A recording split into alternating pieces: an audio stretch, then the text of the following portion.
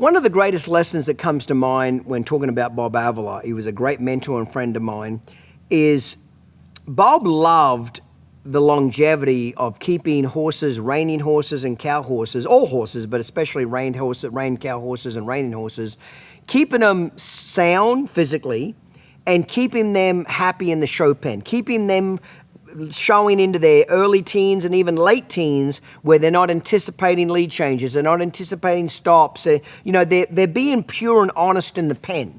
So to do that, he used to do a lot of schooling. He'd take those horses to small AQHA shows. Instead of trying to run a pattern to where you're trying to beat somebody, he'd make the horse be correct. He'd make the horse be soft. He'd make the horse wait a little longer.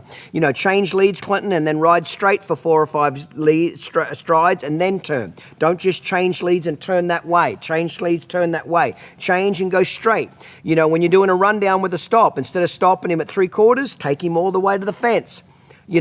Slow him down in a different part of the arena. Instead of slowing the horse down on his speed control in the center, slow him down on the ends of the circles, okay? So he put a lot of time and effort into schooling his horses and basically making them be honest and behave.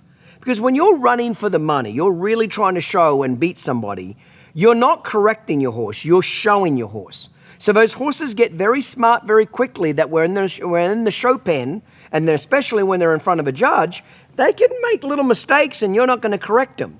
Those horses will not make those same mistakes in the warm-up pen, I promise you, because they know that you'll correct them out there. But when you get them in front of a judge, it's like, he ain't going to correct me now. So to overcome that, Bob was a nut about schooling horses. He took great pride on the West Coast of making those old bridle horses, cow horses or reiners, that could show at 13, 14, 15 years of age, where most trainers have got those horses burnt out by the time they're 7, 8, or 9-year-old. They're running off around the ends of the arena when they're going to stop. They're anticipating lead changes. They're running off halfway down a rundown. His horses would stay very pure for many, many years because he put the time in to go school those horses.